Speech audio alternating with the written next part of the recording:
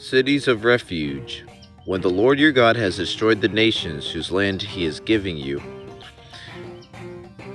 and when you have driven them out and settled in their towns and houses, then set aside for yourselves 3 cities in the land the Lord your God is giving you to possess. Determine the distances involved and divide into 3 parts of the land the Lord your God is giving you as an inheritance, so that a person who kills someone may flee for refuge to no one of these cities. For refuge. This is the rule concerning anyone who kills a person and flees there for safety.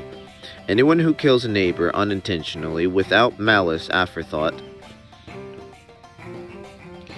For instance, a man may go into the forest with his neighbor to cut wood, and as he swings his axe to fell a tree, the head may fly off and hit his neighbor and kill him. That man may flee to one of these cities and save his life.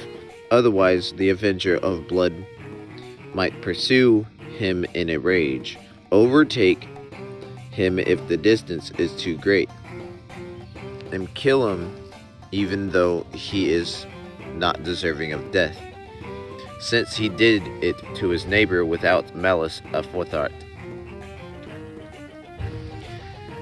This is why I command you to set aside for yourselves 3 cities.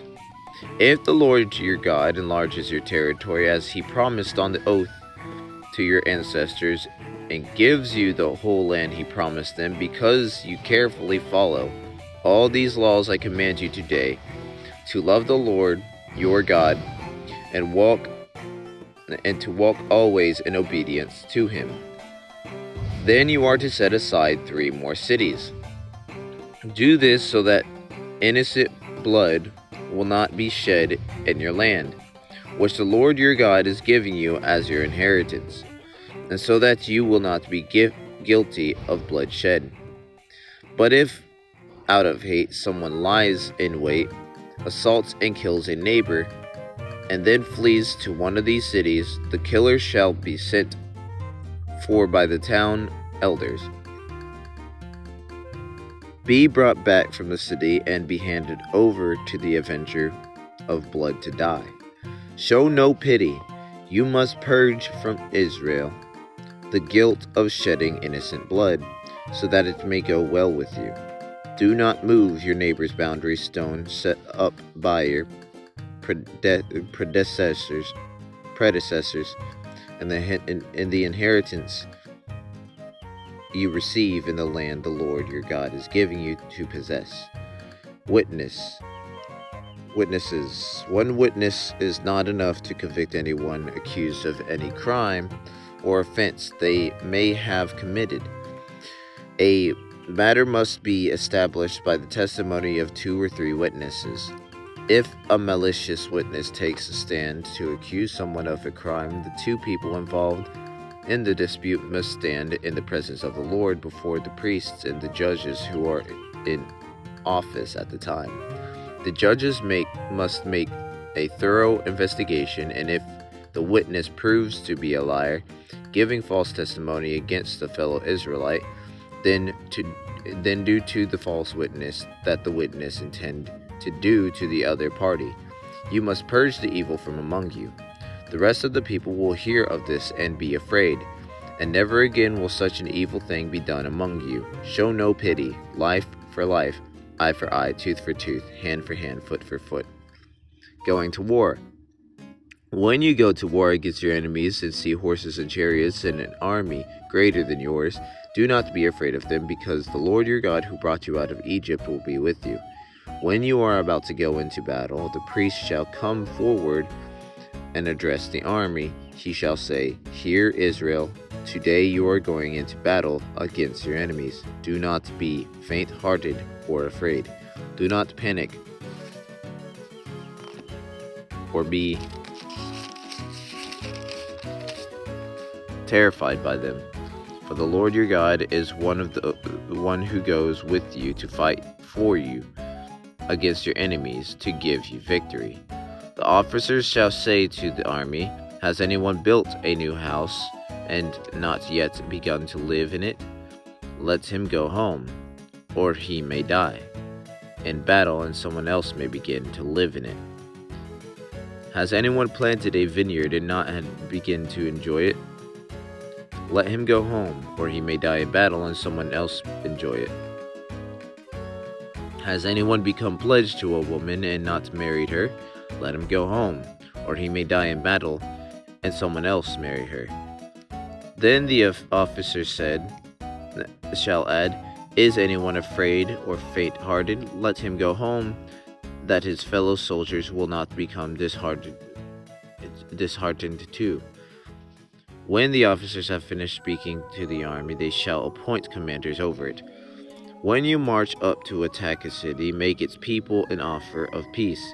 If they accept and open their gates, all the people in it shall be subject to forced labor and shall work for you. If they refuse to make peace, they shall engage you in battle. Lay siege to that city. When the Lord your God delivers it into your hand, put to the sword all the men in it.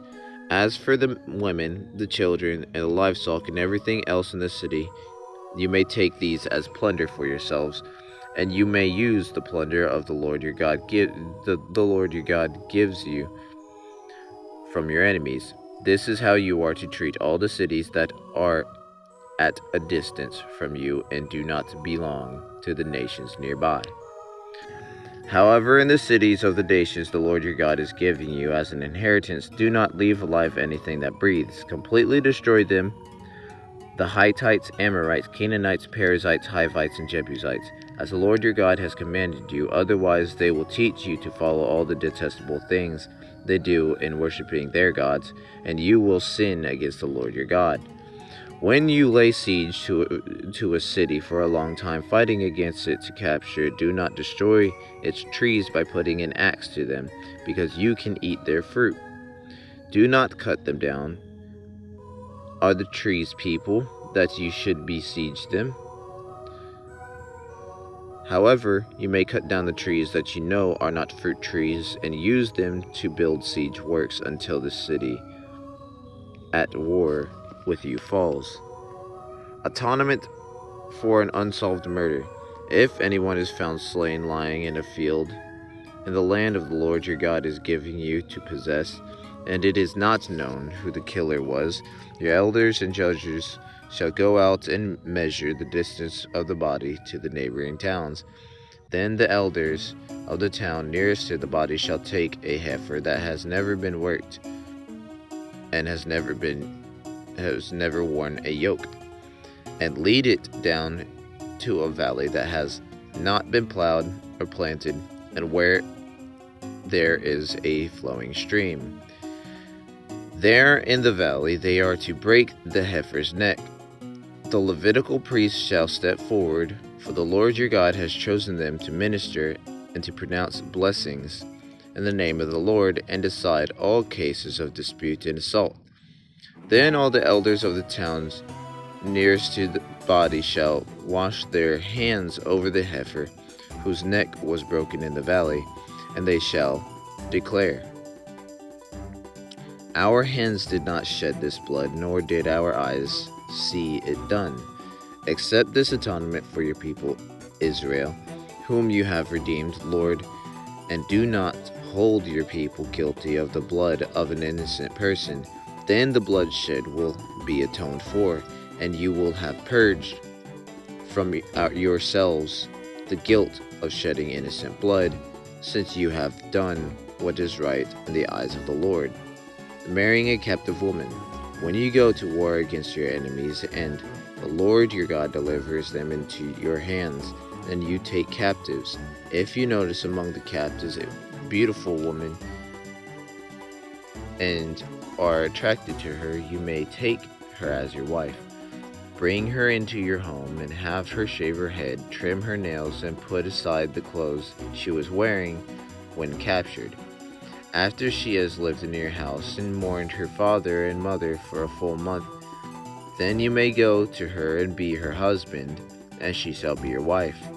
If you are not pleased with her, let her go wherever she wishes. You must not sell her or treat her as a slave, since you have dishonored her. The right of the firstborn. If a man has two wives, and he loves one but not the other, and both bear him sons, but the firstborn is the son of the wife he does not love, then he wills his property to his sons. He must not give the rights of the firstborn to the son of the wife he loves in preference to his actual firstborn. The son of the wife he does not love, he must acknowledge the son of his unloved wife as the firstborn by giving him a double share of all he has. That son is the first sign of his father's strength. The right of the firstborn belongs to him. A rebellious son. If someone has a stubborn and rebellious son and who does not obey his father and mother and will not listen to them when they discipline him, his father and mother shall take hold of him and bring him to the elders at the gate of his town. They shall say to the elders, "This son of ours is stubborn and rebellious. He will not obey us. He is a glutton and a drunkard. And all the men of his town are to stone him to death. You must purge the evil from among you." All Israel will hear of it and be afraid. Various laws. I'm going to get into that one tomorrow. I will see you guys in the next video.